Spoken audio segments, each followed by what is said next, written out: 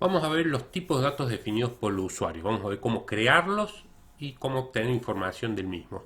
Cuando definimos un campo de una tabla debemos especificar el tipo de dato. Sabemos que los tipos de datos especifican el tipo de información que almacena, caracteres, números, fechas, que pueden almacenarse en el campo. SQL Server proporciona distintos tipos de datos del sistema, char, varchar, int, decimal, datetime, etc. Y permiten tipos de datos definidos por el usuario siempre que se basen en tipos de datos existentes. Se pueden crear y eliminar tipos de datos definidos por el usuario. Se emplean cuando varias tablas deben almacenar el mismo tipo de dato en un campo y se quiere garantizar que todas tengan el mismo tipo y longitud. Para darle un nombre a un tipo de dato definido por el usuario debe considerar las mismas reglas que para cualquier identificador.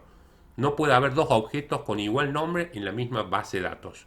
Para crear un tipo de dato definido por el usuario se emplea el procedimiento almacenado del sistema SP_add_type y tiene la siguiente sintaxis: el nombre del nuevo tipo de dato, coma, entre comillas, el tipo de dato del sistema y opcionalmente si puede almacenar valores nulos. Creamos un tipo de dato definido por el usuario llamado tipo documento. Este nombre no puede haber sido utilizado en otra parte que permita valores nulos y el tipo de dato es char de 8.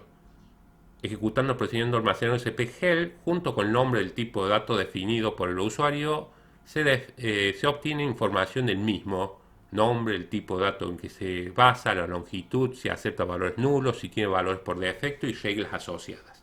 También podemos consultar las tablas systypes en la cual se almacena información de todos los tipos de datos. Vamos a probarlo y crear un campo en una tabla con un tipo de dato creado por nosotros. Pasemos al SQL Server Management Studio y vamos a ver.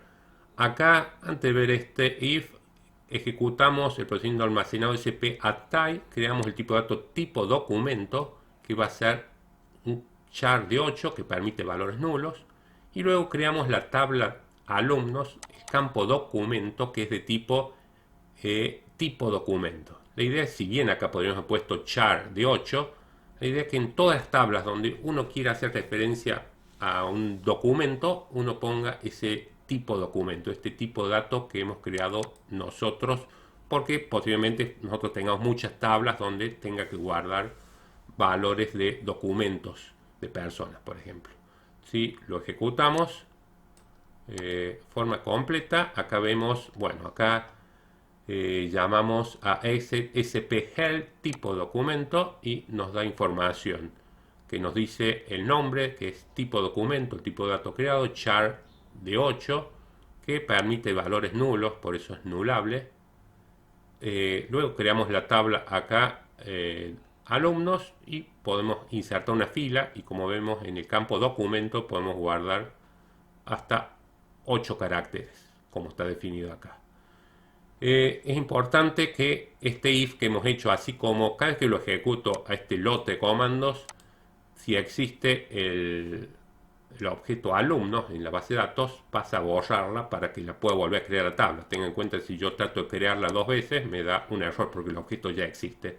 Y lo mismo sucede con el tipo documentos. Una vez que esté creado, yo por eso que cuando ejecuto acá veo si existe en la tabla systype tipo documento y paso a ejecutar el procedimiento almacenado SP_drop_type, otro procedimiento almacenado como está SP_add_type. Este borra un tipo de dato de usuario creado.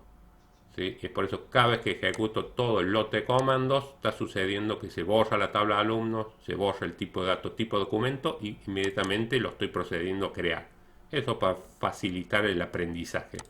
Y habíamos visto, para ver los tipos de datos definidos, podemos ejecutar este select y mostrar el nombre de todos los tipos de datos. Vamos a ejecutar y vamos a ver que acá están todos los tipos de datos que hemos visto, muchos: begin, char, day, datetime, float, decimal, todos estos los hemos visto. Y acá aparece también el tipo de dato que acabamos de crear, que es el tipo de dato tipo documento, que recordemos que tiene que estar basado en un tipo de dato ya existente, en este caso char de 8. Todos los lugares donde definamos un campo de tipo documento puedo almacenar hasta 8 caracteres. Bueno, con esto hemos presentado cómo hacer las creaciones de tipos de datos definidos por el usuario. Recordar que en la parte inferior hay un enlace a ejercicios de este tema. Gracias.